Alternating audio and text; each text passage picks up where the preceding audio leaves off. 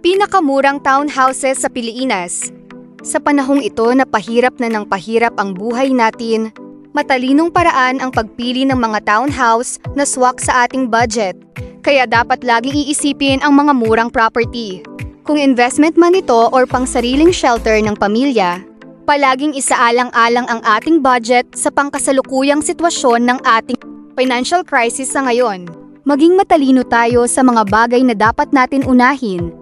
Laging tingnan ang mga murang property na malapit sa mga business opportunity. Ugaliing mag-check ng mga murang townhouses sa Real Estate Check List upang updated tayo sa mga property na mura sa merkado.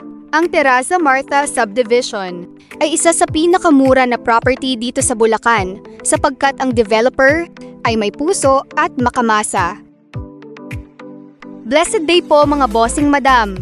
House and lot for sale sa Terraza Martha Subdivision 46, Lot Area 44, Floor Area, Pag-ibig Financing or Cash Payment. Walang baha sa panahon ng habagat at bagyo. Near public market. Near high school and college school location.